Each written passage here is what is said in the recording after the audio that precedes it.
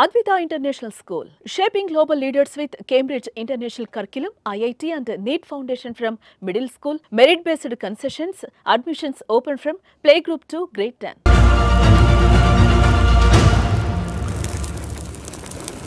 అతి చిన్న వయసులో స్టేట్ కమిషన్కి ఎంపికయ్యారు. ఎలా ఉంది ఆ ఫీల్? హ్యాపీనెస్ని దరిచేరే లోపే కొన్ని పెద్ద నాకు టాస్క్లు మొదలయ్యాయి. ఇంకా ఆఫీసు కమిషన్లోకి హాజరైన తర్వాత 2 రోజులు కూడా పట్టలేదు మళ్ళీ మేము high court మెట్లెక్కడానికి.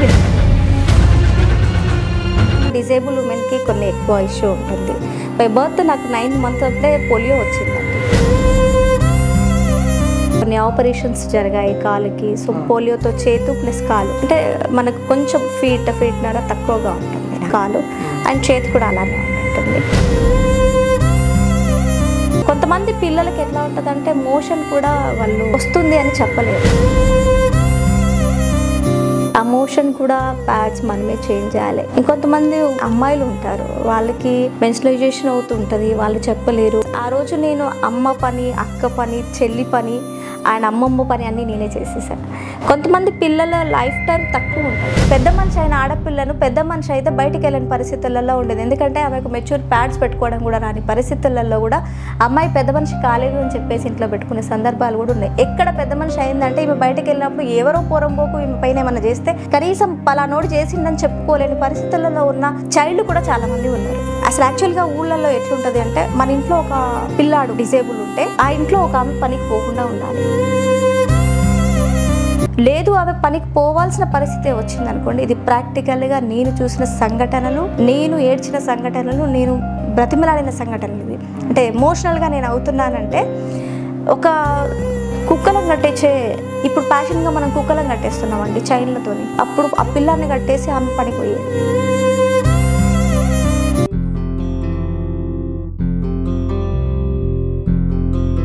Welcome to Suman TV Karimnagar talks. నేను మీ సదాచారి. అవకాశం లేకున్నా ఆశను నమ్మిన ఒక మహిళ తన భౌతికమైన అడ్డంకులను ఒక బలంగా మార్చుకొని ఎంతోమంది వికలాంగ మహిళల జీవితాల్లో వెలుగులు నింపిన ఒక గొప్ప మహిళ. The real heroes in our society అనే కాన్సెప్ట్లో భాగంగా హనుమండ్ల శోభారాణి గారు మనతో ఉన్నారు. వారితో మాట్లాడి చూద్దాం. నమస్తే మేడం. నమస్తే మేడం, ఎలా ఉన్నారు? యా గుడ్ అండి. ఇప్పటి వరకు ప్రశ్నించే గొంతు నుండి ఈరోజు జవాబు చెప్పే స్థాయికి ఎదిగారు. మీ జర్నీ గురించి కొంచెం చెప్పండి. తప్పకుండా అండి.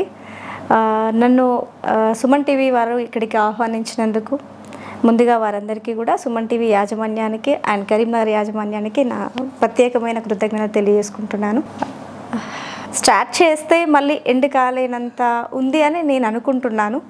కానీ మీరు అడిగారు కాబట్టి ఒకటి నేను చెప్పాలనే నా బాధ్యత కూడా ఉంది. ఎందుకంటే రేపటి తరం సొసైటీకి ఏదైనా ఇవ్వాలి అనుకున్నప్పుడు, రేపటి తరం సమాజానికి ఏదో ఒకటి చెయ్యాలనే ఆలోచన కల్పించే విధంగా వారికి నా ఇంటర్వ్యూ ద్వారా, నా మాటల ద్వారా స్ఫూర్తిదాయకంగా ఉంటుంది అంటే తప్పకుండా ఇలాంటివి స్టేజెస్ని నేను ఉపయోగించుకోవడానికి ఐఎమ్ వెరీ హ్యాపీ. నాది కరీంనగర్ జిల్లా హుజురాబాద్ మండలం అండి. హుజురాబాద్ మండలంలో పాపేపల్లి గ్రామం, చిన్న గ్రామం, చాలా తక్కువ చిన్న జనాభా. ఆ గ్రామంలో యాక్చువల్లీ నా బర్త్, నాన్నగారి పేరు రాజిరెడ్డి, అమ్మ సరోజన. నాన్నగారికి తోడబుట్టిన వాళ్ళు మొత్తము 2 బాబాయిలు, 4 అత్తయ్యలు ఉన్నారు. పెద్ద ఫ్యామిలీ, ఉమ్మడి ఫ్యామిలీ. సో అత్తయ్య వాళ్ళది వచ్చేసి అదే మండలంలో ఉన్న చెల్పూర్ విలేజ్. మా హస్బెండ్ పేరు తిరుపతి రెడ్డి. మా మామయ్య లేట్ చనిపోయాడు అండ్ మా బావగారు ఒకరు. సో దాంతోపాటు మా హస్బెండ్ ప్రైవేట్ జాబ్ చేస్తూ ఉన్నాడండి. ఓకే, అతి చిన్న వయసులో స్టేట్ కమిషన్కి ఎంపికయ్యారు. ఎలా ఉంది ఆ ఫీలింగ్? Very happy. చిన్న వయసు అంటే జనరల్గా ఆ పోస్ట్ అనేది 60-65 years వాళ్ళు ఎక్కువ మంది ఉంటారు రిటైర్మెంట్ టైంలో. మరి అతి చిన్న వయసులో ఎలా ఫీల్ అవుతున్నారు? చాలా హ్యాపీగా ఫీల్ అవుతున్నా. యాక్చువల్గా ఇది హ్యాపీ అనడానికన్నా ముందు హ్యాపీనెస్ని దరిచేరే లోపే కొన్ని పెద్ద నాకు టాస్క్లు మొదలయ్యాయి. సో దాంట్లో మేము ఇటుపక్క ఆఫీసు కమిషన్లోకి హాజరైన తర్వాత 2 రోజులు కూడా పట్టలేదు మళ్ళీ మేము హైకోర్టు మెట్లెక్కడానికి. ఇది ఒక పెద్ద ప్రయాణం అయిపోయింది. సో మీరు ఎందుకు చెప్పారంటే, అంటే వాళ్ళు ఏమంటారంటే 34 సంవత్సరాలు కూడా నిండలేదు మీకు ఎలా కమిషన్ మెంబర్గా వస్తుంది? కనీసం కమిషన్లో రావడానికి 10 సంవత్సరాల ఎక్స్పీరియన్స్ కావాలి. 10 పోస్ట్లోకి మీరు ఎంటర్ అయ్యేటప్పుడు ఉందా ఎక్స్పీరియన్స్ మీకు? ఉందండి. 10 నుంచి 12 సంవత్సరాల ఎక్స్పీరియన్స్ ఉండింది. అంటే మోస్ట్లీ మనం ఇప్పుడు చూస్తుంటాం కదండి, 20-24 సంవత్సరాల వరకు స్టడీ అవుతూ ఉంటుంది. తర్వాత మనము సర్వీస్ చేయాలి అంటే ఎంత లేదన్నా ఒక 10-15 సంవత్సరాలు పడుతుంది, అంటే టైం ఉంటుంది కదా. కానీ అప్పుడు మా సిచ్యువేషన్స్ అన్నీ కూడా, మా పరిస్థితులన్నీ కూడా సర్వీస్ చేయడానికి తెలియకుండానే నేను దాంట్లో వెళ్ళిపోయాను. యాక్చువల్లీ నాకు 14 ఇయర్స్లోనే నాది మ్యారేజ్ అయింది. అంటే నాకు మేనబావ అవుతారు, మా నాన్నగారి వాళ్ళ అక్క కొడుకే నన్ను ఇచ్చి పెళ్లి చేశారు అన్నట్టు. అంటే మరి అంత తక్కువ వయసులో పెళ్లి అంటే మళ్ళీ క్వశ్చన్ రావచ్చు. కేవలం మేనవాళ్ళు, పెద్దమ్మాయి, మా బావగారికి సంబంధాలు వస్తున్నాయి అన్న ఉద్దేశంతో నన్ను పెళ్లి చేశారు. పెళ్లి చేసినట్టే కానీ మళ్ళీ స్కూల్కి, కాలేజ్కి మళ్ళీ వెళ్తూనే ఉంటున్నాను. నా 20 ఇయర్స్ వరకు కంటిన్యూ స్టడీ చేశాను. నా 20 ఇయర్స్లో నాకు పాప. ఆ పాపకి అంటే ఫస్ట్ కొంచెం ఇష్యూస్ వచ్చినాయి. అంటే మామూలుగా మీకు తెలిసిందే, గైనక్ ప్రాబ్లమ్స్ చాలా వస్తూ ఉంటుంటాయి. అందులో డిజేబుల్ ఉమెన్కి కొన్ని ఎక్కువ ఇష్యూ ఉంటుంది. బై బర్త్ నాకు 9 months అప్పుడే పోలియో వచ్చిందండి, చిన్నప్పుడే. ఆ పోలియో ఎఫెక్ట్ అవ్వడం వల్ల ఏంటంటే నా వాక్, నా స్టడీ కొంచెం లేట్గా అవ్వడం జరిగింది. కొన్ని ఆపరేషన్స్ జరిగాయి కాలుకి. సో పోలియోతో చేతు ప్లస్ కాలు అందరికీ అంటే మనకు కొంచెం ఫీట్నర తక్కువగా ఉంటుంది నాకు కాలు, అండ్ చేతి కూడా అలానే ఉంటుంటుంది. కొంచెం ఇబ్బందిగా ఉండేది. పర్వాలేదు, చదివిపిద్దాం అమ్మాయిని అనే మాదిరిగా వాళ్ళు చదివించడం జరిగింది. ఇంటర్మీడియట్లో డిగ్రీ కంటిన్యూ చేశాను. డిగ్రీ డిస్కంటిన్యూ చేసి స్కూల్లో టీచింగ్ ఫీల్డ్కి వెళ్ళిపోయాను. అక్కడ స్టార్ట్ అయింది టీచింగ్ ఫీల్డ్కి. ఎప్పుడైతే వెళ్ళానో నా పాప 6 months ఉన్నప్పుడు అప్పటి నుంచి స్టార్ట్ అయ్యి ఇంకా సొసైటీ చూడడం స్టార్ట్ అయిపోయిన తర్వాత ఇంటికి మళ్ళీ తిరిగి వెళ్ళింది లేదు ఇప్పటి వరకు. అంటే ఇంట్లో ఉన్నది లేదు అని చెప్పడానికి ట్రై చేస్తున్నాను. శోభారాణి గారు, మీరు ఎప్పటి నుంచో అంటే సామాజిక సేవలో ఉన్నారు. ఎంతోమంది వికలాంగుల మహిళలకు కానీ అంటే స్వయం ఉపాధి కల్పించారు. అలాగే చైల్డ్ వాళ్ళకి కూడా, వికలాంగుల అయిన చైల్డ్ కూడా మీరు హెల్ప్ చేశారు. ఎప్పటి నుంచో సామాజిక సేవలో ఉన్నారు. అసలు ఆ ప్రేరణ ఎలా వచ్చింది? నేను డిసేబుల్ అనే దాన్ని, నేను వికలాంగురాలని అనేది ఎప్పుడు నేను అనుకోలేదండి ఫస్ట్ నుంచి కూడా. అంటే కొన్ని ఎదుర్కొన్న సమస్యలు ఉన్నప్పటికీ కూడా, ఇఫ్ అందరూ ఆడుతూ ఉండేవాళ్ళు, నేను ఆడలేకపోయేదాన్ని. అందరూ పరిగెడుతూ ఉండేవాళ్ళు, నేను పరిగెత్తలేకపోయేదాన్ని. తోటి పిల్లలు కూడా నన్ను స్కూల్కి వెళ్ళేటప్పుడు నాతో పాటు నడవడానికి ఇబ్బందిగా పడేవాళ్ళు. బికాస్ ఏంటంటే పిల్లలు తెలుసు కదండి, ఈ రోజులలో కొంచెం సిక్ అయిన పిల్లలు ఉంటే నార్మల్గా చాలా యాక్టివ్గా ఉన్న పిల్లలు ఇతను నువ్వు నడవలేవురా, కూర్చో ఇక్కడ అని చెప్పేసి వాళ్ళని పంపించేసి మనం ఉరుకుతూ ఉంటారు. సో అలాంటిది నేను చాలా ఎదుర్కొన్నా. అంటే అవన్నీ ఏమనిపించినాయి అంటే నాకే చెందుతున్నాయా అనేది, పోనీ నేనే ఇట్లా కావచ్చు అనే మాదిరిగా అనిపించేది. బట్ ఎప్పుడైతే నేను సొసైటీకి వెళ్ళడం స్టార్ట్ చేశానో, మీరు అన్న పాయింట్కి, నేను కోఆపరేటివ్లో అంటే ఈ స్వశక్తి గ్రూప్లో ఉంటాయండి, వాటిలో కోఆపరేటివ్లో ఆడిటర్గా వర్క్ చేశాను. 3 years చేశాను. 3 years వర్క్ చేస్తున్నప్పుడు నాకు అప్పటి వరకు కూడా నేను డిజేబుల్ అనేది సర్టిఫికెట్ లేదండి. అంటే నేను వికలాంగురాలని అనేది సర్టిఫికెట్ అప్పుడు ఇంత ఫేమస్ లేదండి, ఇప్పుడు చాలా వస్తున్నాయి తప్ప. అప్పుడు ఒక సర్టిఫికెట్ తీసుకోవాలని మా మామగారికి ఎవరో చెప్పారంట, అమ్మాయి అట్లా ఉండింది తీసుకుందాం. అప్పుడు ఇంకా చాలా సీవియర్గా నడుచుండేదాన్ని నేను. సో చేస్తూ ఉంటే వాళ్ళు ఒకరోజు నాకు బస్ ప్రయాణంలో కలుస్తూ ఉండుంటే, నువ్వు డిగ్రీ చదివినావు కదమ్మా, ఇక్కడ మనకు చిన్నగా ఉద్యోగాలు వేరే సంస్థ వాళ్ళు పెట్టారు, హైదరాబాద్ వాళ్ళు వచ్చి కరీంనగర్లో పెట్టారు, ఏమైనా చేయగలుగుతావా అంటే, నేను ఆల్రెడీ ఉద్యోగం చేస్తాను. అప్పుడు మనకి ఏంటండి 500 సంపాదించిన రోజు కూడా 500 కదా, ఇంతే అనిపిస్తుంది లైఫ్. 2000 వచ్చిన రోజు నాకు 2000 ఇంతే, అంటే నా లైఫ్ అంతా 2000 అన్నట్టు ఉంటుంది, కానీ పెద్దగా ఆశ ఉండకపోయిండే. ఇప్పుడు ఉన్న అంత తెలివి అప్పుడు లేకపోయిండే. ఆ టైంలో అతను ఒక టికెట్, బస్ టికెట్ నా జీవితాన్ని మార్చిందనే మాదిరిగా, ఒక బస్ టికెట్ పైన ఇక్కడ ఏదైతే ఆర్గనైజేషన్ వాళ్ళు వచ్చి నోటిఫికేషన్ ఇచ్చారో, ఆ నోటిఫికేషన్ ఇచ్చిన నెంబర్ ఉంటుంది కదండి, ఆ కాంటాక్ట్ నెంబర్ని నాకు రాసిచ్చారు. అది పట్టుకొని కరీంనగర్కి నేను రావడం జరిగింది. వీళ్ళ దగ్గర interviews 3 times interviews, 4 times interviews అయిందండి. లాస్ట్ ఇంటర్వ్యూలో నేను సెలెక్ట్ అయినా. లాస్ట్ ఇంటర్వ్యూలో సెలెక్ట్ అయిన రోజు కూడా వాళ్ళతో నేను చిన్న గొడవ పడ్డాను. ఎందుకంటే నేను ఇంటర్వ్యూకి రావాలి అంటే అక్కడ లీవ్ పెట్టాలి, మాకు అక్కడ లీవ్స్ పెట్టడానికి ఉండదు. 1-2 సార్లు జ్వరము దగ్గు అని చెప్పేస్తాం, 3వసారి చెప్పలేం కదా. మీరు ఇస్తారా, లేదంటే నేను నా ఉద్యోగం నేను చేసుకుంటాను అని చెప్పేసి గట్టిగా అన్నాను. దానికి వాళ్ళు ఏమన్నారంటే, నీ ఊపికే నీకు ఉద్యోగం వస్తుంది అని చెప్పేసి అన్నారు. సో ఆ టైంలో అది ఒక చేంజ్. అంటే అది అసలు దాని గురించి ఎంత చెప్పినా అది ఇంకేం చెప్పలేం. అక్కడ నాకు కనబడ్డవి కానీ, నేను చూసినవి కానీ, నేను ఒకదాన్ని కాదు, 100 మంది, 1000 మంది పిల్లలు, మహిళలు, ఉమెన్, ఓల్డ్ ఏజ్ వాళ్ళు, ఇంతమంది నా కళ్ళల్లో కనబడ్డారన్నట్టుగా. వీళ్ళందరికీ సర్వీస్ ఇవ్వాలి, మీ ఉద్యోగం ఇది, వీళ్ళందరికీ ఏమీ లేవు, ఏమి కావాలి, అసలు ఎలాంటివి వీళ్ళకి ఇస్తే వీళ్ళు సర్వైవ్ అవ్వగలుగుతారు. అంటే స్వయంగా మీకు ఎదురైన అనుభవాలను బట్టే ఈ దిశగా మీరు వచ్చారు. ఎగ్జాక్ట్లీ, అదొక అవకాశంతో పాటు స్టార్ట్ అయినదే నా జర్నీ ఈ డిజేబుల్ కంపోనెంట్. అంటే మీరు ఒక ఫౌండేషన్ స్టార్ట్ చేశారు. ఆ ఫౌండేషన్ ద్వారా అంటే ఎలాంటి కార్యక్రమాలు? నాకు ఉద్యోగం వచ్చిన తర్వాత నేను ఏం చేశానంటే ఒక 3 years ఉద్యోగం చేశానండి. అప్పుడు మా ఏరియాకి సంబంధించి డిస్ట్రిక్ట్ కోఆర్డినేటర్గా, బ్లాక్ కోఆర్డినేటర్గా, డిస్ట్రిక్ట్ ప్రాజెక్ట్ మేనేజర్గా కూడా చేశాను. చేసిన తర్వాత ఎవరైనా ఏదైనా ఇస్తే కొన్ని సంవత్సరాలు జిల్లాకి, ఆ తర్వాత వాళ్ళనే మీరు సస్టైన్ అవ్వాలి, మీరు స్ట్రాంగ్ అవ్వాలి, మీకు లీడర్షిప్ రావాలి, మీరే మీ క్వశ్చన్స్ని, మీకున్న అవసరాలు ఏవైతే ఉన్నాయో గవర్నమెంట్ ముందు కానివ్వండి, ఇంకేదైనా కానివ్వండి చేసుకోవాలి అంటారు. ఆ టైంలో మేము మా ఏరియాలో మేము చేసినప్పుడు ఏం జరిగిందంటే, నేను హుజురాబాద్ కాబట్టి నాకు కొంచెం ఎక్కువ మక్కువ. అక్కడ నుంచి నేను ఏం చేశాను, డిగ్రీ అండ్ పీజీ చేసిన పిల్లలందరూ కూడా వాలంటరీగా కొంతమంది నాకు పరిచయం అయి ఉండే, వాళ్ళందరితో పాటు నేను సర్వే చేయించాను నా సొంతగా. ఏం చేయించాను అంటే 0 to 18 years ఉన్న చైల్డ్ అసలు గ్రామాలలో మన కాన్స్టిట్యున్సీలో ఎంతమంది ఉన్నారు అనేది సర్వే చేపిస్తే, అప్పుడు కమలాపూర్ కాన్స్టిట్యున్సీ కూడా మన దగ్గరే ఉంది. 450 మంది పిల్లలు అక్కడ మాకు లిస్ట్లో వచ్చిన వాళ్ళు. అంటే అంతమంది పిల్లలు స్కూల్కి వెళ్లకుండా ఇళ్లలో ఉండిన వాళ్ళు 2008లో నేను చెప్పిన విషయం 2007-8లో జరిగింది. సో వాళ్ళకి మరి మీరు ఏం చేశారు? ఆ టైంలో మేము గవర్నమెంట్ ముందుకు తీసుకెళ్ళాము. స్కూల్స్ ఉన్నాయమ్మా, మీరు ఇంక్లూజివ్ ఎడ్యుకేషన్ ఉండింది, దాంట్లో డిజేబుల్ చైల్డ్ కూడా చదువుకోవచ్చు అని చెప్పారు. కానీ ఉంటాయి కదండి, అన్ని రోజులు ఒకలాగా ఉండదు, ప్లస్ అన్నీ ఒకేసారి ఇంప్లిమెంట్ అవ్వడానికి కూడా సాధ్యపడదు అని.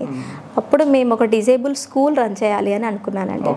ఆ 48 మంది పిల్లలు ఎవరైతే బాగా సివియర్గా ఉండి, కొంతమంది స్కూళ్ళలోనే పంపించేసాం, కొంతమందికి ఇంట్లోనే ఉండాలి వాళ్ళు, అంటే చాలా సివియర్ ఉంటారు వాళ్ళు, క్రిబుల్డ్ పర్సన్స్ అయి ఉంటారు, మల్టిపుల్ ఉంటాయి వాళ్ళకి. ఫర్ ఎగ్జాంపుల్ కాలు చేతులు 2 బాగాలేని వాళ్ళకి మెంటలీ రిటార్డేషన్ ఉంటుంది, అంటే 2 రకాలుగా ఉంటాయి, అంటే వాళ్ళు మూవ్ అవ్వలేరు ప్లస్ మాట్లాడలేరు, సో వాళ్ళు బెడ్ రీడ్ అయిపోతూ ఉంటారు. కొంతమందికి నడవస్తుంది, మాట్లాడొస్తుంది, కానీ వీల్ చైర్ యూజర్స్ ఉంటారు, వాళ్ళు మూవ్ అవ్వలేకపోతూ ఉంటారు. సో అట్లాంటి వాళ్ళందరికీ కూడా హోమ్ సర్వీస్ ఇవ్వాలి అనేది ఒకటి.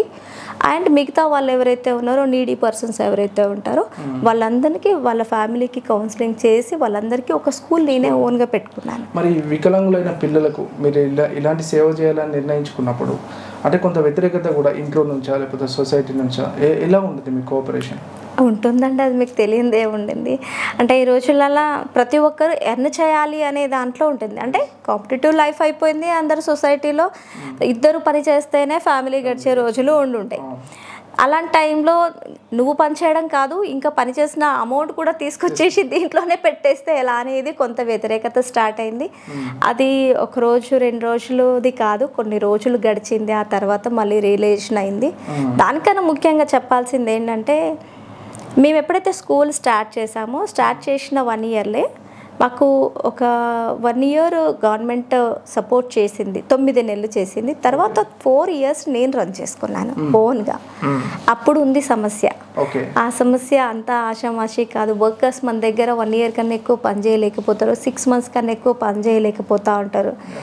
వంట చేసేవాళ్ళు ఇంట్లో ఉన్నారు అంటే వంట వచ్చిన వాళ్ళే వంట మనిషిని పెట్టుకోవాలి. ఇప్పుడు కూడా చెప్తున్నాను, వంట మనిషి రానప్పుడు నువ్వు వంట చేయాలి అన్న మాదిరిగా పిల్లలకు సర్వీస్ చేయాలి అంటే డిపెండ్ అవ్వకూడదు వర్కర్స్ పైన అనేది ఆ రోజు నాకు తెలిసింది. ఎగ్జాక్ట్లీ. అప్పుడు 40 మంది పిల్లలకి వంట చేసి పెట్టడము సింగిల్ హ్యాండ్తో జరిగింది. అండ్ వాళ్ళకి వంట చేయడము అనేది చిన్న పని, కానీ కొంతమంది పిల్లలకి ఎట్లా ఉంటుందంటే మోషన్ కూడా వాళ్ళు వస్తుంది అని చెప్పలేరు. ఆ మోషన్ కూడా ప్యాడ్స్ మనమే చేంజ్ చేయాలి. ఇంకొంతమంది అమ్మాయిలు ఉంటారు, వాళ్ళకి మెన్స్ట్రుయేషన్ అవుతుంటుంది, వాళ్ళు చెప్పలేరు, వాళ్ళకు ప్యాడ్స్ అంటే అది ఒక రోజు కాదండి చెప్పేది, అది ఒక అంతే ఇంకా నడుస్తూ ఉంటుంది. ఆ రోజు నేను అమ్మ పని, అక్క పని, చెల్లి పని, ఆయన అమ్మమ్మ పని అన్నీ నేనే చేసేసాను. కొంతమంది పిల్లల లైఫ్ టైం తక్కువ ఉంటుంది, అంటే వాళ్ళకి ఏంటంటే కండరాల క్షీణత అనేది ఉంటుంది, వాళ్ళు ఇంక అంతే ఉండిపోతారు. అలాంటి పిల్లలకి కూడా ఏంటంటే మనల్ని చూడగానే వాళ్ళు రావడము, పేరెంట్స్ మనము అంతే మాత్రం ఉండడం. ఒక పిల్లాడైతే గేట్ దగ్గరకు వచ్చినాక వాళ్ళ అమ్మ పిలుస్తూ ఉంటే నేను వెళ్ళి ఎత్తుకుంటేనే వస్తారు తప్ప వర్కర్స్ దగ్గర కూడా పోకపోయేవాళ్ళు. వాళ్ళకు 10-15 నిమిషాలు వాడు నాతో పాటు ఉంటేనే మళ్ళీ సెట్ అవుతాడు డే అంతా. అలా కూడా ఉన్న వాళ్ళు కూడా ఉన్నారు. ఇప్పుడు మీరు ఏదైతే చెప్పారో అంటే మీరు ప్రశ్నించే స్థాయి నుంచి సేవ చేసే స్థాయి నుంచి ఒక జవాబు ఇచ్చే స్థాయికి అయితే ఎదిగారు. మరి ఆ స్థాయిలో ఉండి ఇలాంటి వాళ్ళ కోసం మీరు ఏం చేశారంటే ఏం చెప్తారు? చెప్పొచ్చండి. అంటే ఇక్కడ మనము సమాధానం చెప్పే దాంట్లో ఎంతో కొంతవరకు అయితే న్యాయం చేసాము అనేది అయితే చెప్పాలని ట్రై చేస్తాను. ఎగ్జాక్ట్లీ సమస్య ఏముంది అనేది వెతుక్కోకుండా సమస్యలు కనబడుతున్నాయి. ఎవరైతే సఫర్ అవుతున్నారో పిల్లలకి ఒక వికలాంగుల స్కూల్ పెట్టాలని వాళ్ళకి సేవ చేయాలని మీకు ఒక ఆలోచన వచ్చింది. ఎన్నో హార్డిల్స్ స్ట్రగుల్స్ ఫేస్ చేసి మీరు అవన్నీ నిర్వర్తించారు. చివరిగా స్టేట్ కమిషన్లో మెంబర్గా ఎంపికయ్యారు. అంటే మీకు పవర్ వచ్చింది. ఆ పవర్ వల్ల ఈ సమస్యలను మీరు కొన్నైనా సాల్వ్ చేయగలిగారా? చేసాం. ఏంటంటే ఫస్ట్ మనము ఇష్యూస్ని ఏ విధంగా బయటకు రాకుండా ఉంటాయో, ఇప్పుడు ఫర్ ఎగ్జాంపుల్ బయట సొసైటీలో ఎట్లుందంటే ఒక కమ్యూనిటీకి ఒక లీడర్ ఉంటారండి. బీసీకి ఉంటారు, ఎస్సీకి ఉంటారు, ఎస్టీకి ఉంటారు, ఓసీకి ఉంటారు. లైక్ అది ఒక్కొక్క కమ్యూనిటీ నుంచి ఒక్కొక్క పొలిటీషియన్ ఉంటాడు. గ్రాస్ రూట్లో లీడరు కనీసం పెద్ద మనిషి అయినా ఉంటాడు. లేదు అంటే మండల లెవెల్లో ఈ మధ్య కమిటీలు ఏర్పడేసి మండల ప్రెసిడెంట్లని లైక్ అట్లా కమ్యూనిటీ బేస్డ్ కమిటీస్ ఫామ్ చేసుకుంటారు. కానీ మాకంటూ ఒక కమ్యూనిటీకి ఒక కమిటీ అనేది ఒక అథెంటిక్ అనేది లేకుండా ఉండే పరిస్థితులు ఉండే. కొంతమంది సోషల్ వర్కర్స్ చాలా వర్క్ చేస్తున్నారు, ఇప్పటికీ కూడా ఫైట్ చేస్తున్నారు రైట్స్ పైన ఫైట్ చేయడం. ఇక్కడ ఫైట్ అంటే ఏంటంటే నెగిటివ్ తీసుకోవద్దండి. నా హక్కు ఇది ఉంది నాకు ఇవ్వండి అని బెగ్ చేయడం కూడా కాదు, ఇవ్వండి అని రైట్గా అడగడమే క్వశ్చన్. బెగ్ చేయడము అని అంటే అమ్మా ఇవ్వండి అయ్యా ఇవ్వండి అని బిచ్చమెత్తే రోజులైతే లేవు, ఉన్నా కూడా ఇప్పుడు వేసే పరిస్థితులలో ఎక్కడా లేదు. మీరు స్టేట్ కమిషన్గా పనిచేసినప్పుడు అంటే మీరు అనుభవాలు ఎన్నో చూసుంటారు. దాంట్లో మీ మనసుకు అతుకునే కొన్ని పిల్లర్స్ 4 పిల్లర్స్ అండి పిల్లల రైట్స్ అనేటివి. ఆ పిల్లర్స్ వాళ్ళకు జీవించే హక్కు ఉంది, చదువుకునే హక్కు ఉంది, భాగస్వామ్యం హక్కు ఉంది.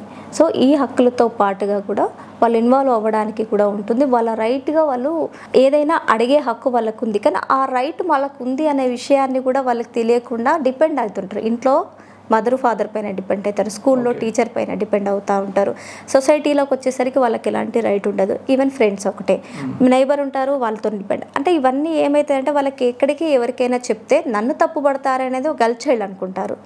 అబ్బాయి ఏమనుకుంటారు, ఓహో నేను ఎక్కడో ఒక చిన్న తప్పు చేస్తే మా మమ్మీ ఆ తప్పుని బేస్ చేసుకొని, మా నాన్న ఆ తప్పుని బేస్ చేసుకొని, మా టీచర్ ఈ తప్పుని బేస్ చేసుకొని నేను ఏం చెప్పినా అబద్ధం అనుకుంటారని వాళ్ళకు ఉంటుంది. సో వాళ్ళ రైట్ వైలేట్ అవుతుందనా, వాళ్ళ రైట్ వాళ్ళకు కలగలేదు అనా అనుకున్నప్పుడు మమ్మల్ని అప్రోచ్ అవ్వచ్చు అనే మాదిరిగా మేము కమిషన్లో ఉన్నప్పుడు మా చైర్మన్ గారు చాలా విస్తృతంగా ప్రచారం చేశామండి. అంటే కింది స్థాయిలో అంగన్వాడీ నుంచి మొదలుకుంటే ఎడ్యుకేషన్ డిపార్ట్మెంట్, హెల్త్ డిపార్ట్మెంట్, అన్ని డిపార్ట్మెంట్స్కి మేము పంపించేసి మేము పలానా రోజు పలానా ప్లేస్లో, ఇప్పుడు బయట మీకు తెలుసు ఇప్పుడు కోర్టు వాళ్ళు నిర్వహిస్తూ ఉంటారు, ఏమి అదాలతులు పెడతా ఉంటారండి, లోక్ అదాలత్ని ఇలా పెడతా ఉంటారు. అలా బాల్ అదాలత్ అనేది ఒక పేరును మేము కమిషన్ అంతా ఆలోచించుకొని నిర్ణయం తీసుకునేసి బాలలు ఉన్న చోటనే ఆ జిల్లాలో, ఆ మండలంలో, లేదంటే ఆ జిల్లా, ఆ రాష్ట్ర స్థాయిలో కమిషన్ చేయాల్సింది ఏముంటుందంటే మేము గవర్నమెంట్కి సిఫారసులు పంపించడాలు ఉంటాయి. మా ముందుకు ఏదైనా కేసు వస్తే ఆ కేసుని సాల్వ్ చేయడం ఉంటుంది. కేసులే రానప్పుడు ఏముంటుంది, ఇష్యూస్ అనేటివి ఇక్కడ ఉంటాయి కాబట్టి మేము వాటన్నింటినీ కూడా సాల్వ్ చేయడం కోసమని బాల్ అదాలత్ పెట్టినప్పుడు ఒక్కొక్క ట్రైబల్ ఏరియాలో మేము పెట్టినప్పుడు 100ల కొద్ది క్వశ్చన్స్, 100ల కొద్ది కంప్లైంట్స్ అనేటివి మాకు రావడం జరిగింది. సో అక్కడ మేము చేసిన ఒక మంచి పని ఏంటంటే ఇవన్నీ కంప్లైంట్స్ తీసుకెళ్ళి కమిషన్లో పెట్టుకొని అక్కడ నుంచి వెళ్ళి మనము ఆఫీసర్స్కి పంపించడం కన్నా ఆఫీసర్స్ అందరినీ ఒకే ప్లేస్లో తీసుకొచ్చి పిల్లలు ఉన్న చోటనే ఆఫీసర్స్ని పెట్టేస్తే సాల్వ్ ఇక్కడ అయిపోతుందనే ఉద్దేశంతో మేము చేసాము. అది 100%, 100కి 100% సక్సెస్ అయిందండి. ఎందుకంటే మా ఊరికి రోడ్డు లేదు అనే ఒక క్వశ్చన్ ఉంటుందండి, ఒక కంప్లైంట్. మా ఊరికి రోడ్డు లేదు కాబట్టి నేను స్కూల్కు రాలేకపోతున్నాను, మా ఇంటి పక్క వైన్ షాప్ ఉండింది కాబట్టి నేను బయట ఈజీగా ఆడుకోలేకపోతున్నాను. చిన్నది, మా ఇంట్లో మా నాన్న రోజు తాగి వస్తున్నాడు, మా అమ్మను అబ్యూస్ చేస్తున్నాడు, నాకు కూడా భయం వేస్తున్నప్పుడు అక్కడ కౌన్సిలింగ్ చేయడం జరుగుతుంది. అంటే ఎన్ని ఒక్కొక్కటి కాదండి. ఇఫ్ నా మ్యాథ్స్ టీచర్ నాకు ఇబ్బంది పెడతా ఉన్నాడు, నాకు లెక్కలు సరిగా రావు, నా మ్యాథ్స్ టీచర్ నన్ను ఇబ్బంది పెడతా ఉన్నాడు అన్నప్పుడు చిన్నగా కౌన్సిలింగ్ చేయడం జరుగుతుంది. ఉద్యోగం రావడమే ప్రయత్నం. ఇప్పుడు వచ్చిన ఉద్యోగాన్ని కాపాడుకోవాలని ప్రతి ఒక్క మనిషికి ఉంటుంది, మీకు ఉంటుంది, నాకు ఉంటుంది. సో అక్కడ కొంత ఏదో జరుగుతూ ఉంటుంది, ఆ జరిగిన దాన్ని కూడా సెట్ చేసేటట్లో బట్ పిల్లలకు బెనిఫిట్ అయ్యే మాదిరిగా, పిల్లల ప్రాబ్లమ్స్ సాల్వ్ అయ్యే మాదిరిగా కమిషన్లో ఉన్నప్పుడు నేను చేయడం జరిగిందండి. సో అది ఒకటి నాకు ఒకటి. అండ్ ట్రైబల్ ఏరియాస్కి విజిట్ అయినప్పుడు రక్తహీనత పిల్లలు ఎక్కువ కనబడుతూ ఉంటుండే, పౌష్టికాహార లోపంతో ఉన్న పిల్లలు కనబడుతుంటే అది గవర్నమెంట్ దృష్టికి మనం పెట్టాము. అండ్ డిస్ట్రిక్ట్ కలెక్టర్ గారికి కూడా రిప్రజెంట్ చేసినప్పుడు వారు వినూత్నంగా కూడా డబుల్ ప్రోటీన్స్ ఇవ్వడము, లేకపోతే వాళ్ళకి ఎక్కువ ఫుడ్ ఇవ్వడం. వేరే సంస్థల గురించి సహకారం ఎలా ఉండేది మీకు? సంస్థల నుంచి సహకారం అంటే కమిషన్లో ఉన్నప్పుడు సంస్థలు చాలా అక్కడక్కడ ఎన్జిఓస్ మేము పనిచేస్తాం, మీరు ఐడెంటిఫై చేశారు కదా, మీ దృష్టికి వచ్చింది కదండి. ఇఫ్ న్యూస్ పేపర్లో ఈరోజు మేము వస్తే తెల్లవారి న్యూస్ పేపర్లో కంపల్సరీ ఏదో ఒక విషయం నడుస్తుంది, అది గుడ్ ఆర్ బ్యాడ్ ఏది నడుస్తూనే ఉంటుంది. దాన్ని బేస్ చేసుకొని మన దగ్గరకు వచ్చినప్పుడు కూడా సపోర్ట్స్ గవర్నమెంట్ ద్వారా వాళ్ళ అన్ని ప్రభుత్వం చేయడానికి కష్టం కదా, మనమంతా భాగస్వామ్యం ఉండాలి. కాబట్టి వివిధ సంస్థల నుంచి కూడా పెద్ద పెద్ద సంస్థలు కూడా వచ్చి పనిచేసిన దాకాలు ఉండినాయి. దాంట్లో ఇప్పటికీ కూడా పనిచేస్తూనే ఉండినాయి. అంటే ఒకటి పెట్టుకుంటారండి, ఇప్పుడు కూడా శానిటైజేషన్ ప్రాబ్లం ఉండిందా ఇక్కడ, అది దానిపైన చేద్దామా. అమ్మాయిలకు గర్ల్ చైల్డ్కి వెళ్తే శానిటరీ నాప్కిన్స్ ప్రాబ్లం ఉండింది అటువైపు నేను చూసినప్పుడు ట్రైబల్ ఏరియాస్లో. అంటే అవి అసలు ప్రొవైడ్ చేయడానికి కూడా లేదు, అసలు వాళ్ళకు ఉంటుందని కూడా తెలియకుండా ఇప్పటి వరకు కూడా అమ్మాయిలు చాలామంది గైనిక్ ప్రాబ్లమ్స్తో చాలామంది ఉండుంటారు. వాష్రూమ్స్ ఫెసిలిటీస్ లేకుండా కూడా వాటర్ తాగకుండా గైనిక్ ప్రాబ్లమ్స్ వచ్చిన పిల్లలు చాలామంది ఉంటున్నారు. అంటే అలాంటి వాళ్ళకి మీరు ఏం చెప్పాలనుకుంటున్నారు? వాళ్ళకి ఒకటేనండి, అవేర్నెస్ అనేది చాలా ముఖ్యం. ఫస్ట్ నీడ్ అంటే అక్కడ ఏం కావాలి అనేది ఖచ్చితంగా మనము ఐడెంటిఫై చేయాలి, కంపల్సరీ దానికోసం మనం ప్రయత్నం చేయాలి. ఆ వర్క్ కంప్లీట్ అయ్యేదాకా, ఆ ఇష్యూ సాల్వ్ అయ్యేదాకా, అక్కడ ఏదైతే ప్రాబ్లం ఉందో ఆ ప్రాబ్లమ్ని ఖచ్చితంగా అధికారుల దృష్టికి అయితే తీసుకెళ్ళాలి. ఇది ఇంతే ఉంటుందిలే. కొంతమంది ఏంటంటే ఇది ఎక్కడ నేను స్టార్ట్ చేస్తే ఈ స్టార్ట్ చేసింది మళ్ళీ ఎండ్ వరకు నేను ఉండాలి కదా ఎట్లా అని చెప్పేసి స్టార్ట్ చేయడం కూడా చేయకుండా ఉన్న వాళ్ళు కూడా చాలామంది ఉంటారండి. ఇలాంటి ఇష్యూస్లో మీరు స్టేట్ కమిషన్లో పనిచేశారు, ఇంకా ఇలాంటి డెవలప్మెంట్ కోరుకుంటున్నారు అంటే గవర్నమెంట్ సైడ్ ఇలా ఉంటే బాగుంటుంది అని అడిగితే ఏం చెప్తారు? అంటే ఒకటేమంటే రేపు తరాన్ని మనం కాపాడాలని, రేపటి వచ్చేదంతా కూడా భావి భారత పౌరులుగా మనం తీర్చిదిద్దే బాధ్యత మన అందరిపైన ఉండింది. వాళ్ళలే రేపు భావితరం అని నేను అంటాను. సో ఆ తరాన్ని మనం కాపాడాలి అంటే వాళ్ళకు అన్ని రకాల ఫెసిలిటీస్ మనం కల్పించాలి. ఒక చదువు ఒకటే కాదండి, చదువు, ఆరోగ్యము, అన్ని రకాల ఫెసిలిటీస్ని మనం చేయాలి. ఇప్పుడు మనకున్న రాష్ట్రంలో మనకున్న ఎడ్యుకేషన్ సిస్టమ్ని కొంతవరకు సెట్ చేసుకోవాల్సిన అవసరం ఉండింది. అండ్ హెల్త్ ప్రికాషన్స్ కంపల్సరీ తీసుకోవాలి. స్పెషల్లీ ఏంటంటే మనం ఎప్పుడు మాట్లాడుకుంటాం, నార్మల్ పిల్లలు అమ్మా నాన్న ఉన్న పిల్లల పరిస్థితులు ఒకలాగుంటే అమ్మా నాన్న లేని పిల్లల పరిస్థితులు చాలా బాధాకరంగా ఉంటాయి. ఎన్ని హాస్టల్స్ ఎన్ని హోమ్స్ అని మనం పెట్టగలుగుతాం, ఎంతమందికని మనం సర్వే చేయగలుగుతాం? ఇలాంటి సంఘటనలో మీరు చూసిన బాధాకరమైన సంఘటన ఏదైనా ఒకటి ఉంటుంది తప్పకుండా. ఎందుకంటే ఇప్పుడు నా దగ్గర ఉన్న 48 మంది పిల్లలేనండి. నేను లాస్ట్ స్కూల్ ఇక్కడ కలెక్టర్ గారు పనిచేసినప్పుడు స్మితా సబర్వాల్ గారు ఉన్నప్పుడు వాళ్ళకి హ్యాండ్ ఓవర్ చేసి వెళ్ళానండి పిల్లల్ని. 6 మెంబర్స్ చైల్డ్ని నేను హ్యాండ్ ఓవర్ చేశాను. ఆ పిల్లలు వాళ్ళ దగ్గర ఉండను, వేరే హోమ్కి వెళ్ళను అని చెప్పేసి నా దగ్గరికి రిటర్న్ వచ్చిన పిల్లలు కూడా ఉన్నారు. చాలి అంటే ఏమవుతుందంటే వాళ్ళు ఒక ప్లేస్ని అనుకుంటారు, ఇక్కడే మా అమ్మ ఇక్కడే మా నాన్న అనుకుంటారు, ఎఫెక్షన్ ఉండిపోతుంది. సో అట్లాంటి పిల్లలు కాకుండా అట్లాంటి పిల్లలు చాలామంది ఉంటారు. నేనేమంటున్నానంటే గవర్నమెంట్ ఒక టేక్ ఓవర్ చేసినప్పుడు ఎండ్ వరకు చేయాలి. ఇంకొకటి ఈ అనాథ పిల్లలు రాకుండా చూడాలి అసలు ఏం జరుగుతుంది. సో దేనికి పిల్లలు బయటకు వస్తున్నారు, అది దేని వల్ల బయటకు వస్తున్నారు, ఉమెన్ ప్రాబ్లమ్స్ వస్తున్నాయా, మెన్ ప్రాబ్లమ్ వస్తుండింది, అసలు ఏ రకంగా వస్తున్నారు. ఒకవేళ ఈ ఉంటే చంపేస్తున్నారు. మురికాలలో చాలామంది పిల్లలు పడిపోయినట్టు చూస్తూ ఉంటున్నాం, ఎక్కడో పడేస్తూ ఉంటుంటారు, ఎక్కడో పడేస్తూ ఉంటారు. అట్లా కాదు, గవర్నమెంట్ ఒక సిస్టమ్ ఈ మధ్యకాలంలో నేను చూసా, ఉయ్యాల అనేది ఒక పథకం తీసుకొచ్చినారు. అంటే ఎక్కడైనా సెంటర్ ఉంటే బస్ స్టాప్లో కానీ హాస్పిటల్స్లో కానీ వద్దు అనుకుంటే దాన్ని లేసిపోవడం, ఎందుకంటే వాళ్ళు సేఫ్గా ఉంటారు. సేఫ్గా ఉన్నప్పుడు తీసుకెళ్ళి వాళ్ళను ప్రొటెక్షన్గా వాళ్ళను చాదడం వేరు. ఇఫ్ ఏదో ఒక రిస్క్ అయ్యి హెల్త్ రిస్క్ అయ్యి కుక్కలు పందులు తిన్న తర్వాత ఆ పిల్లల్ని తీసుకెళ్తే వాళ్ళకి హెల్త్ ఇష్యూస్తో పాటు చాలా ప్రాబ్లమ్స్ ఎక్కువైతూ ఉంటాయి. నేనేమంటున్నానంటే డిజేబుల్ చైల్డ్ కూడా సేమ్ ప్రాబ్లం. వాళ్ళకు ఒక రకమైన అనాథ పిల్లలు ఒక రకమైన సమస్యలలో ఉంటే, నార్మల్ చైల్డ్ ఒక రకమైన సమస్యలు ఉంటాయి. ఈ రెండింటికి వినూత్నంగా ఇంకా ఎక్కువ ప్రాబ్లమ్స్ ఫేస్ చేసేవాళ్ళు అమ్మా నాన్న ఉండి డిజేబుల్ చైల్డ్. అంటే మీరు స్టేట్ కమిషన్గా ఉన్నప్పుడు కానీ ఇప్పుడున్న పరిస్థితుల్లో అంటే ప్రజెంట్ గవర్నమెంట్ కానీ బిఫోర్ గవర్నమెంట్ కానీ ఈ దీంట్లో ఎలా పనిచేసింది అంటారు? ప్రభుత్వాలు ఎప్పుడు పనిచేస్తూనే ఉంటాయండి. దాన్ని మనం క్వశ్చన్ ఎంతవరకు సేవలు నేను ఒకటి చెప్పాలనుకుంటే ఏంటంటే సమస్యను కరెక్ట్గా ప్రజెంట్ చేసేది ఉండాలండి. ఎవరైనా కూడా ఈ ఇచ్చే ఏదైతే ప్రజెంట్ చేసే దానిపైన ఆధారపడి ఉంటుంది. ప్లస్ దాన్ని ప్రజెంట్ చేసినప్పటికీ కూడా ఇంప్లిమెంటేషన్లో చెప్పారు. అంటే నా దగ్గర ఉన్న కొంతమంది పిల్లల్లో ఒక 6గురిని నేను ఇచ్చాను, బట్ వాళ్ళు కొంతమంది నా దగ్గరికి తిరిగి వచ్చారు అంటే అక్కడ బాలేకనే కదా. బాలేక అనే దానికి ఫాలో అప్లో మిస్ అయింది అని నేను అంటానండి. అంటే మనం బాలేకపోవడం అనేది కాదు, ఫాలో అప్లో కౌన్సిలింగ్లో మిస్ అవుతుంది. ఇప్పుడు మన పిల్లాడే ఉన్నాడు అనుకోండి, హాస్టల్కి వెళ్తారు, హాస్టల్లో ఉండలేక అమ్మ దగ్గరికి మళ్ళీ ఊరికొస్తాడు. అక్కడ బాధ్యత ఎవరిది? హాస్టల్ బాగాలేక కాదు, అమ్మ బాగుందని కాదు, అమ్మ బాగాలేక అని కాదు, హాస్టల్ బాగుందని కాదు. కౌన్సిలింగ్ చేయాలి, మెయిన్ వాళ్ళకి అవేర్నెస్ ఇవ్వాలి, కౌన్సిలింగ్ చేయాలి, ఫ్యూచర్ ఏంటో చూడాలి, అవాస్తవాలను వాళ్ళకి ఖచ్చితంగా చెప్పాలి. కొంతమంది వినుంటారు, కొంతమంది వినకపోయి ఉంటారు. ఇక్కడ ఎక్కువ అమ్మ ప్రేమ ఉండి ఉంటుంది. 2 సంవత్సరాలు 20 సంవత్సరాలు 15 సంవత్సరాలు ఒక చోట ఉండి ఇంకొక సంవత్సరానికి ఇంకోటికి వెళ్తే ఎవరైనా అసలు ఉండడానికి ఇష్టపడరు, మళ్ళీ రావాలనే ప్రయత్నం చేస్తారు. రాకూడదు, ఇక్కడ ఇది ప్లేసు, ఇక్కడ కొన్ని రోజులు ఉండాలి అని ఎప్పుడైతే మనం సెట్ చేయగలుగుతామో అప్పుడు ఎవరైనా ఉండగలుగుతారు. పిల్లలైనా పెద్దలైనా అంతే ఉంటారు. మనకి కంఫర్ట్ అనిపిస్తుంది. ఇక్కడికి వచ్చిన 1 అవర్ కూర్చున్నా, నేను ఇంకో ప్లేస్కి వెళ్తా హాఫ్ అన్ అవర్ కూర్చుంటానేమో అట్లా. అది ఒకటి. రెండోది నేను చెప్పాలనుకుంటున్న విషయం ఏంటంటే మెయిన్ డిజేబుల్. మెయిన్ అంటే డిజేబుల్ అండి. ఇప్పుడు దీంట్లో ఏంటంటే అందరికీ అన్నీ ఉంటాయండి, కానీ డిజేబుల్ చైల్డ్కి మాత్రం చాలా ఎంత చేసినా తక్కువే. అసలు వాళ్ళ సమస్య అసలు చెప్పడానికి లేదండి. చైల్డ్గా ఉన్నప్పుడు కొన్ని ప్రాబ్లమ్స్ ఎదుర్కొంటే ఆమె ఉమెన్ గ్రోత్ అవుతున్నప్పుడు చాలా సమస్యలు ఎదుర్కొంటుంది. ఎందుకంటే వాళ్ళకు పెళ్ళిళ్ళు కావండి, ముందు వాళ్ళని ఎవరు చేసుకోవడానికి ముందుకు రారు. గవర్నమెంట్ వీళ్ళకు లైవ్లీవుడ్ సపోర్ట్ అందించాలి. ఈరోజు ఐకేపీలో సంఘాలు ఉన్నాయి. ఐకేపీలో సంఘాలు అని, మహిళా సంఘాలని 15 మంది గ్రూప్ అని పెడతా ఉన్నారు. సరే, గవర్నమెంట్ చేసేది అని కూడా అంతా హ్యాపీనే ఉండింది. బట్ ఏంటంటే ఒక్కొక్క మహిళ ₹1 కోటి సంపాదించుకునే స్థాయిలో నిలబెట్టాలి అని గవర్నమెంట్ ఏదైతే సీఎం రేవంత్ రెడ్డి గారు మాట్లాడుతున్నారో వెరీ హ్యాపీ. ఎందుకంటే తనకు ఆ ఆడవాళ్ళ పైన ఉన్న నమ్మకము, ఆడవాళ్ళకు డెవలప్ చేస్తే ఒక మంచి పేరు వస్తుంది అనేది ఒక ఆశీర్వాదం అనుకోవచ్చు. అలాగే మేము కోరుతున్నది ఏంటంటే ఒక డిజేబుల్ ఉమెన్ని కోటీశ్వరులు చేయండి. ఆమె ఎస్హెచ్జి ఉమెన్ అయి ఉంటుంది. ఆమెను కోటీశ్వరులు చేస్తే మేము వెనకాల ఉన్న డిజేబుల్ ఉమెన్ అంతా కూడా కోటీశ్వరాలు అవ్వడానికి మేమే ముందుకు నడుస్తూ ఉంటాం.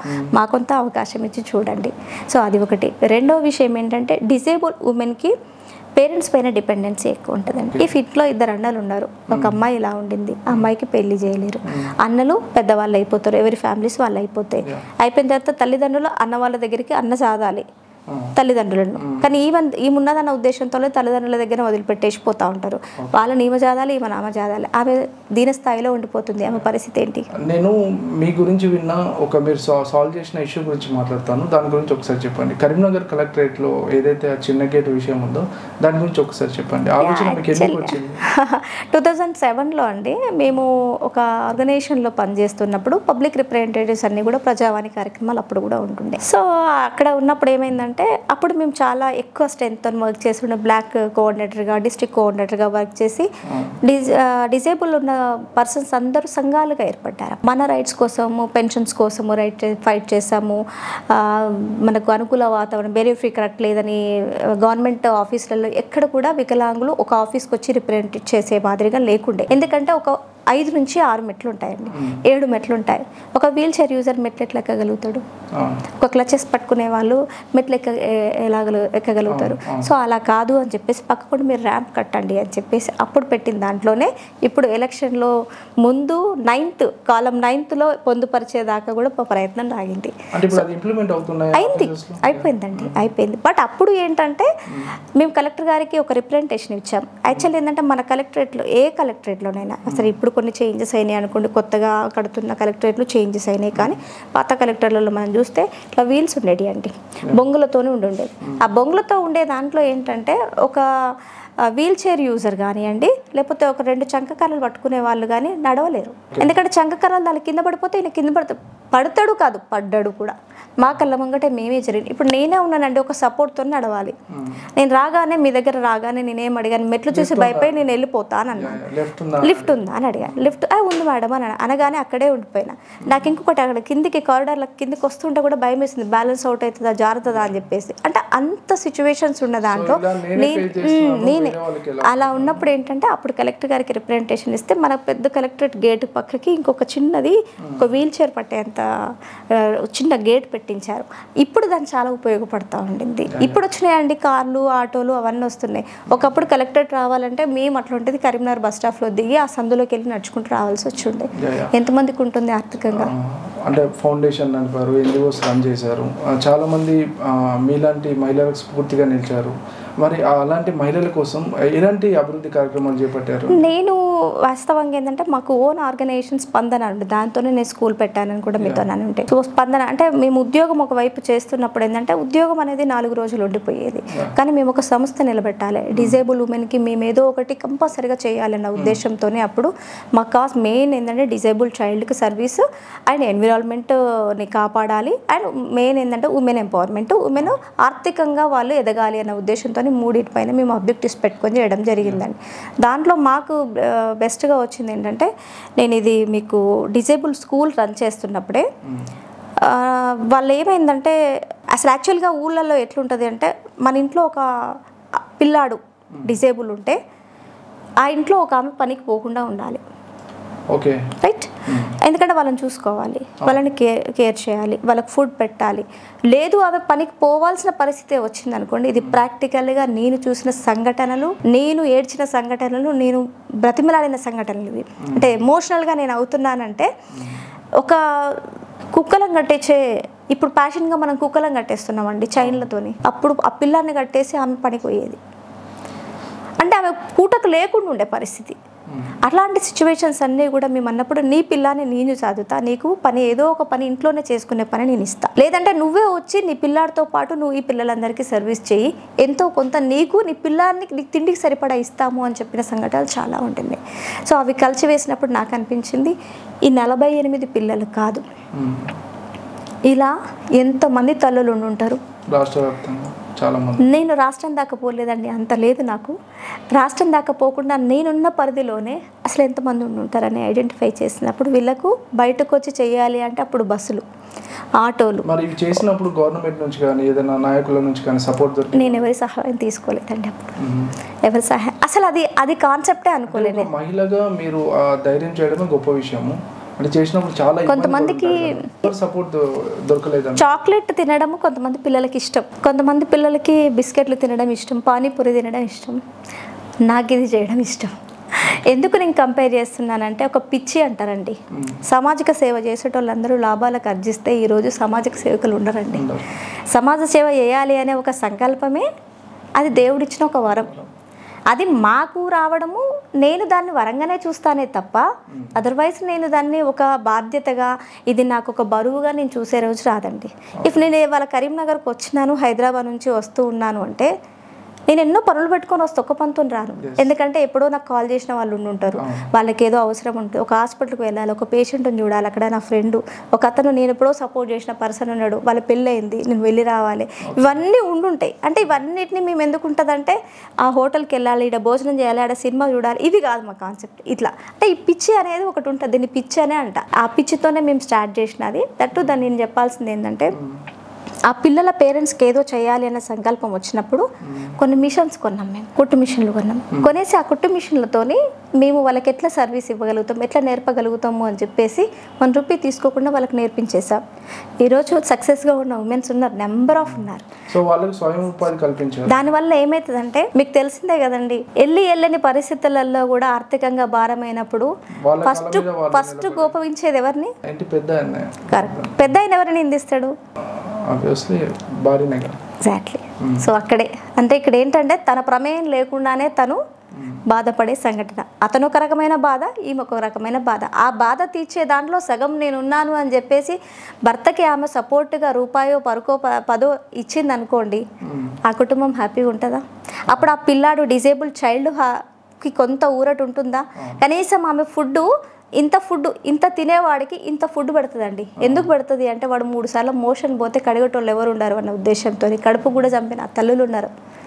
అట్లాంటి సిచ్యువేషన్లో ఎక్కడ చాలా ఉంటాయి. పెద్ద మనిషి అయిన ఆడపిల్లను పెద్ద మనిషి అయితే బయటికి వెళ్ళని పరిస్థితులలో ఉండేది, ఎందుకంటే ఆమెకు మెచ్యూర్ ప్యాడ్స్ పెట్టుకోవడం కూడా రాని పరిస్థితులలో కూడా అమ్మాయి పెద్ద మనిషి కాలేదు అని చెప్పేసి ఇంట్లో పెట్టుకునే సందర్భాలు కూడా ఉన్నాయి. ఎక్కడ పెద్ద మనిషి అయిందంటే ఈమె బయటకు వెళ్ళినప్పుడు ఎవరో పోరంబోకు ఈమె పైన ఏమన్నా చేస్తే కనీసం పలానోడు చేసిండని చెప్పుకోలేని పరిస్థితులలో ఉన్న చైల్డ్ కూడా చాలామంది ఉన్నారు. ఇప్పుడు మనం ఎంత మహిళలకు ఎగ్జాక్ట్లీ వికలాంగులైన పిల్లల గురించి మాట్లాడుతున్నాను నేను. అందుకే ఇప్పుడు నార్మల్ పరిస్థితే నార్మల్ వాళ్ళకే బాధాకరంగా ఉంది. సో దాంట్లో వచ్చిన కాన్సెప్ట్ ఏంటంటే సంఘటనలు జరిగాయి, మనం చూసాం చాలా జరిగినాయి నా దగ్గరనే జరిగినాయి. అంటే నేను చూసిన ఆ పిల్లను కాపాడలేక ఒక అమ్మాయి నా దగ్గర పెరిగి ఉండి మెచ్యూర్ అయిందని చెప్పేసి ఇంటికి తీసుకుపోమని తల్లికి ఫోన్ చేస్తే, తల్లి అమ్మ నీకు దండం పెడతా, నీ కాలు ముక్తా, నేను నా పెద్ద మనిషి అయిందని చెప్పేసి ఫంక్షన్ చేసే పరిస్థితులలో నేను లేను. ఆ పెద్ద మనిషి అయింది అని చెప్పేసి అంటే ఇంకా నా ఇంటికి ఎంతమంది చూస్తూ ఉంటారో. సో నేను ఆ పెద్ద మనిషి నేను చేసుకోనంటే అమ్మ నేను చేస్తా ఫంక్షన్ రా అని చెప్పేసి నేను ఆ అమ్మాయిని చేసిన. పెళ్ళిళ్ళు కూడా చేశానండి. డిజేబుల్ వాళ్ళకి కూడా పెళ్ళిళ్ళు చేశాను, చాలామందికి పెళ్ళిళ్ళు చేశాను, చేస్తూనే ఉన్నాను. 108 పెళ్ళిళ్ళు చేయాలనేది నా కాన్సెప్ట్. 48 పెళ్ళిళ్ళు అయిపోయినాయి ఇప్పటికీ. ఓకే, ఒక నార్మల్ స్థాయి నుండి ఈ స్థాయికి వచ్చారు. మీ తదుపరి లక్ష్యం ఏంటి అంటే నీడీ పర్సన్స్ ఎవరైతే ఉన్నారో వాళ్ళందరికీ ప్రభుత్వ సహాయం అందించేంత వరకు నేనైతే చేస్తూ ఉంటా. ఇఫ్ ఏ రకంగా చేయగలుగుతాము అంటే ఉమెన్ వాళ్ళకి ఏది ఇష్టం ఉంది, వాళ్ళు ఏ పని చేయగలుగుతారో ఆ పని చేయడానికి వాళ్ళకు సపోర్టివ్గా గవర్నమెంట్ నుంచి వెళ్ళి ఏదో ఒక సపోర్ట్ అందే వరకు వాళ్ళకు ఫస్ట్ శిక్షణ ఇచ్చి తర్వాత సస్టైన్ చేయడం ఒకవైపు ఉమెన్ వైపు అయితే. ఇప్పుడు మేము ఆర్గనైజేషన్ చేస్తున్నది అదేనండి. దాదాపు నేను నాబార్డుని కరోనా టైంలో చాలామంది ఉద్యోగాలు లేక ఇంటికి వచ్చేస్తే అప్పుడు నాబార్డు ఏజిఎం గారు ఉండే అనంత్ గారని, వారి ముందుకు ఒక ప్రపోజల్ తీసుకెళ్ళా. సార్ మీరు ఎప్పుడు ఏం చేసినా చేయకున్నా పర్వాలే, ఇప్పుడు డిగ్రీ పీజీ చేసిన వాళ్ళు ఎంఈడి చేసిన వాళ్ళు కూడా ఇంటికి వచ్చేసి చీర ఫాళ్ళు కుడుతున్నారు. 10 రూపాయలకు ఒక ఫాల్ కుడితే అది ఇళ్లలోకి వచ్చేసి దాచుకుంటా కుట్టి 200 రూపాయలకు బ్రతుకుతున్నారు సార్ అని చెప్పేసి నేనంటే ప్రాక్టికల్గా ఆయన తీసుకొచ్చేసి ఒక చిన్న మీటింగ్ మా ఇంట్లోనే పెట్టాము హుజరాబాద్లో. ఎందుకంటే షైగా ఫీల్ అవుతారు ఆ పిల్లలు. మంచిగా బట్టలు వేసుకొని బయట స్కూల్లో 10 మందికి చెప్పేవాళ్ళు ఈ పని చేస్తున్నానంటే నన్ను దగ్గర నామోషి ఫీల్ అవుతారంటే అప్పటిదప్పుడు 60 మంది వాళ్ళకి ట్రైనింగ్ ఇప్పించేసి సస్టైన్ చేయించాం. ఇప్పుడు వాళ్ళు స్కూళ్ళలో పని చేయడమే బంద్ చేశారు, వాళ్ళు బిజినెస్లు పెట్టుకున్నారు ఇప్పుడు. అంటే మనం అది చేసింది అది స్టార్ట్ అయిన తర్వాత ఇప్పటి వరకు 10,000 పైచిలకండి, 10 నుంచి 10,832 మంది ఏమో ఉంటారండి ఇప్పటివరకు మన బెనిఫిషియర్స్. ఆన్గోయింగ్ రన్నింగ్ నాబార్డ్తోని, తర్వాత మా ఆర్గనైజేషన్తో కొలాబరేషన్ విత్ అన్నిటితో పనిచేస్తూ ఉంటున్నాం. టైలరింగ్ ఇప్పిస్తూ ఉంటున్నాం. ఇప్పుడు బోటిక్స్ మాదిరిగా పెడుతున్నారు, వాళ్ళకి అది ట్రైనింగ్ ఇస్తున్నాం. మిల్లెట్స్తో బిస్కెట్స్ తయారు చేపిస్తున్నాం. అండ్ ఎంబ్రాయిడరీ వర్క్ నేర్పిస్తున్నాం, మగ్గం వర్క్ నేర్పిస్తున్నాం, కంప్యూటర్ ఎంబ్రాయిడరీ మిషన్స్ తెప్పిస్తున్నాం. ఇవన్నీ మనం ట్రైనింగ్ నడుస్తూనే ఉండిందండి. ఇప్పుడు అంటే కరోనా లాంటి టైంలో జనరల్ పీపుల్ కూడా అంటే వాళ్ళ అవకాశాలు కానీ అవన్నీ కోల్పోయినప్పుడు చాలా మంది నిరాశ నిస్పృహలకు పోయి సూసైడ్ చేసుకున్నారండి. మీరు స్వయం ఉపాధి కల్పించి వాళ్ళకు ఒక జీవితంలో నిలబెట్టారంటే చాలా గ్రేట్ అది. సో అదొకటే కాకుండా అప్పుడు రైస్ కూడా చాలా ఉండేనండి. కొంతమంది రైస్ అడగలేక తెలియక కొంతమంది చాలా ఇబ్బంది ఉండే. అప్పుడు కొంత రైస్ కూడా మనం ప్రొవైడ్ చేసాము. కరోనా టైం అనేది కాదండి, చేయాలనుకున్నప్పుడు ఎప్పుడైనా ఎవరికైనా చేస్తూనే ఉంటాం. ఆ మధ్య ములుగులో వరదలు వచ్చినాయండి. 1,70,000 రూపాయల సామాన్ నేను తీసుకొని వెళ్ళేసి ఇచ్చేసి వచ్చినానండి. ములుగులో ఒక ఊరు మునిగిపోయింది. వాళ్ళు పోయి కొండ ప్రాంతంలో ఉన్నారు, కొండ పైన ఉండుంటే అక్కడికి మేము మమ్మల్ని వెళ్ళొద్దు అన్నారు. చిరకలు వచ్చేసినాయని కార్లు ఓనిస్తలేవని చెప్పేసి అంటే పోయినాం. ఏది అంటే నీడ్ మగ్గుతో పాటు చిన్న బొట్టు బిల్లతో పాటు అన్నీ ఒక సెట్గా తయారు చేసి ఇచ్చేసి వచ్చినాం అక్కడ. అది ఓన్గా నేను చేసుకున్నది. అంటే ఇది చెప్పడము అనేదాన్ని నేను ఇష్టపడను, కాకపోతే చెయ్యాలి. సొసైటీకి మనం కంపల్సరీ చేయాలండి. మనకు ఉందా లేదా అనేది కాదు, చెయ్యాలనే సంకల్పం వచ్చింది. ఈరోజు చాలామంది మిత్రులు ఉన్నారు ఇక్కడ కరీంనగర్లో చేసే వాళ్ళు కూడా. వాళ్ళకి ఏముండదండి, వాళ్ళ దగ్గర వాళ్ళకేం ఆస్తులు ఉండవు, వాళ్ళకేం ఉద్యోగాలు లేవు, కానీ వాళ్ళు చేయాలనే తపనతో చేసేవాళ్ళు చాలామంది పిల్లలు ఉన్నారు. చాలామంది వాళ్ళు చూస్తుంటాం రోజు, నేను వాళ్ళ స్టేటస్ చూస్తూ ఉంటా. వాళ్ళు ఏదైనా ఉంటే చేయండి అక్క, చేయండి మేడం అట్లా అడుగుతూనే ఉంటారు. చేద్దాం అని నేనేం చేసేదంటే ఎప్పుడైతే నేను సిస్టంలో ఉన్నానో, సిస్టంలో ఉన్నప్పుడు ఏంటంటే డిపార్ట్మెంట్లో ప్రాబ్లమ్ సాల్వ్ చేయడం స్టార్ట్ చేశాను. ఇప్పుడు మనం చెప్పచ్చు, ఎందుకంటే కరెక్ట్గా ప్రాబ్లమ్ని కనుక మనం చెప్పగలిగితే సమస్య మ్యాక్స్ వెళ్ళిపోతుందండి, తీరిపోతుంది. చెప్పడంలోనే పొరపాటు జరుగుతుండేది నేను అనుకుంటా. మన కలెక్టర్ గారు కూడా చాలా మంచి వాళ్ళు, ఆడుతూ నాకు చాలా మంచి సర్వీసెస్ ఇస్తుంది. ఆమె చూస్తుంటాను కదా నేను, ర్యాపో ఉంది, మంచి చెప్తా. ఏదైనా ఉన్నా కూడా నాకు చెప్పే అంత చదువు కూడా ఆవిడతో నాకు ఉంది. ఎందుకంటే వారితో మాట్లాడుతున్నప్పుడు కానీ చేస్తున్నప్పుడు కానీ. ఈ మధ్య ఆవిడ అప్రిషియేట్ కూడా చేశాను. ఏంటంటే భవిత ఏదైతే సెంటర్ నేను అన్నాను, మీరు చూసారో లేదో ఆవిడ స్టేటర్ భవిత సెంటర్ మెయిన్ కాన్సెప్ట్ మేము 2008 ఆవిడకు మెసేజ్ కూడా చేశాను నేను. ఇది మీరు రికార్డులో కట్ చేసుకుంటారో లేదో నాకు తెలియదు, కానీ ఆవిడకు ఒక మెసేజ్ కూడా చేశాను. 10 years బ్యాక్ నేను మళ్ళీ చూస్తున్నాను ఇక్కడ, ఐ వెరీ అప్రిషియేట్ అండి, రియల్లీ వెరీ హ్యాపీ అని చెప్పేసి అన్న తర్వాత మేడం ఈజ్ గ్రేట్ అని చెప్పేసి నేను పెట్టాను. ఊరికే మేము ఒక కొటేషన్ ఉంటుంది, పెట్టగానే అంటే నవ్వేసి థ్యాంక్ యూ శోభాజీ అని చెప్పేసి పెట్టేసింది అన్నట్టుగా. అంటే నాకేమనిపించిందంటే ఇఫ్ కాన్సెప్ట్ ఉండాలండి. అప్పుడు రాజీవ్ విద్యా మిషన్ సపోర్టు, రాజీవ్ అది సర్వశిక్ష అభియాన్ చేసిన సపోర్ట్, ఆ తర్వాత వెళ్ళిపోయింది, తర్వాత ఎవరు పట్టించుకోలేదు. ఈరోజు భవితా సెంటర్లు నేను అంటున్నాను ఖచ్చితంగా ఈ విషయము భవితా సెంటర్లు కనుక మనం కనుక స్ట్రాంగ్ చేయగలిగితే ఎవ్రీ డిజేబుల్డ్ చైల్డ్కి ఉపయోగపడతారు. ఎందుకంటే వాళ్ళు హౌస్ సర్వీస్ ఇవ్వగలుగుతారండి. ఎందుకంటే వాళ్ళ దగ్గర ట్రైనర్స్ ఉంటారు, వాళ్ళ దగ్గర స్పెషల్ ఎడ్యుకేషన్ టీచర్స్ ఉంటారు, ఎంఆర్కి మెంటలీ రిటైర్డ్కి ఉంటారు, మోడరేట్ వాళ్ళకు ఉంటారు, హియరింగ్ ఇంపైర్డ్ వాళ్ళకు ఉంటారు, స్పీచ్ థెరపీ వాళ్ళు ఉంటారు, ఫిజియోథెరపిస్ట్ ఉంటారు, ఇంతమంది ఉంటారు. కాబట్టి ఒక ఇంట్లో నార్మల్ ఒక గ్రామం తీసుకుంటే, ఏదో XYZ గ్రామం తీసుకుంటే దానిలో ఒక 10 మంది ఉన్నారనుకోండి, డిఫరెంట్ డిజేబుల్డ్. వీళ్ళంతా ఏం చేస్తారంటే హైదరాబాద్ కోటి, హైదరాబాద్ నిమ్స్, హైదరాబాద్లో స్వీకార్ ఉపకారు, హైదరాబాద్లో ఉండాలి. వీళ్ళు బ్రతకడమే కష్టం అంటే ఆ పిల్లాన్ని పెట్టుకొని పోయి రూమ్లో పెట్టుకొనేసి పిల్లాడికి పని చేసుకున్న వాళ్ళకి ఎంతో ప్రాబ్లం. ఇక్కడ వీళ్ళు ఉంటారు కాబట్టి వీళ్ళు సర్వీస్ ఇవ్వడానికి ఉంటారు. సో అక్కడే ఏదో MR స్కూల్ ఉంటుంది కాబట్టి మనకు మండల ఎడ్యుకేషన్ ఆఫీసర్ ఉంటుంది కాబట్టి అక్కడికే వచ్చేసి అక్కడ ఆ సెంటర్ ఉంటుంది కాబట్టి అక్కడ ఆ పిల్లల్ని వాళ్ళు తోలిపోవచ్చు మార్నింగ్. అది కూడా సర్వీస్ ఇవ్వడానికి డబ్బులు కూడా ఇస్తుంటారు. వాళ్ళు 100 రూపీస్ పే చేస్తారు పర్ డే. అది వాళ్ళు తీసుకొస్తారు కాబట్టి పిల్లలు నార్మల్ స్టేజ్కి రావడానికి కొంత స్కోప్ ఎక్కువైనా ఉంటుంది. అది మళ్ళీ ఇంటికి వెళ్ళిన తర్వాత మళ్ళీ ప్రాక్టీస్ చేస్తే ఇంకో కొంతవరకు ఉంటుంది.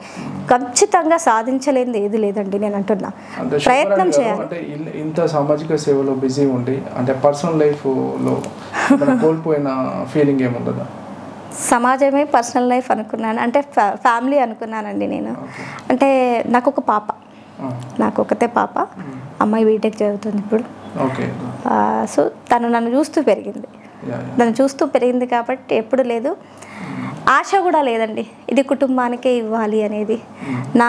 నేను ఎప్పుడు ఒకవేళ ఇప్పుడు ఫ్యామిలీ ఉంది ఇక్కడ భోజనం చేస్తూ ఏదైనా ఫోనే ఇంకేదైనా ఎవరైనా వచ్చారంటే ఇక్కడ వీళ్ళ పని వీళ్ళు అవుతూనే ఉంటుంటారు, అక్కడ నా పని నాకు అవుతూనే ఉంటుంది. ఎప్పుడు నన్ను అంత రిస్ట్రిక్షన్లో పెట్టిన వాళ్ళు ఎవరు లేరు.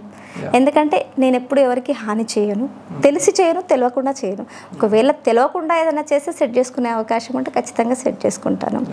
కానీ ఎవరికో ఒకరికి మార్గదర్శకులను ఉండాలి అనే మాదిరిగా మనం ఎప్పుడైనా మాట్లాడుకుంటే మటుకు ఖచ్చితంగా నేను అనుకుంటాను సొసైటీని పరిచయం చేసిన అమ్మా నాన్నే ఫస్ట్ మార్గదర్శకులని నేను అంటాను. ఎందుకంటే ఇఫ్ ఎవరో ఎక్కడో స్ఫూర్తి, వాళ్ళ స్ఫూర్తి, వీళ్ళ స్ఫూర్తి అంటే నేను వాస్తవంగా నడవడానికి కారణం, నేను ఈరోజు ఇలా ఉండడానికి కారణం మా నాన్నమ్మ. ఆవిడ ఆ ఏజ్లోనే నాకు 42 years క్రితమే నాకు ప్రాబ్లం వచ్చిందని చెప్పేసి హాస్పిటల్స్కి తీసుకెళ్ళి ట్రీట్మెంట్ ఇప్పించి ఆపరేషన్ చేయించి ఇవన్నీ చేసిందంటే షీఈ్ ఎ డైనమిక్ లేడీ. ఆవిడే నాకు మొత్తం whole and sole. Thank you Shobharani గారు, మీ టైం ఇచ్చి ఎంతోమంది మహిళలకు స్ఫూర్తి నింపారు. ఇలాగే మీరు సమాజంలో మంచి విజయాలు సాధించి సమాజానికి తోడుగా ఉండాలని మా సుమన్ టీవీ ద్వారా మనస్ఫూర్తిగా కోరుకుంటున్నాను. Thank you so much. Thank you. So viewers చూశారు కదా, రియల్ హీరోసే కాదు మన సమాజంలో తమకున్న పరిధి మేరకు ఎంతో కొంత సమాజానికి సేవ చేయాలనే రియల్ హీరోస్ కూడా చాలా మంది ఉంటారని శోభారాణి గారి జీవితమే నిదర్శనం. మరి ఇలాంటి రియల్ హీరోస్ని మీ ముందుకు తేవడానికే మా సుమన్ టీవీ ద్వారా ఈ కార్యక్రమం. Thank you.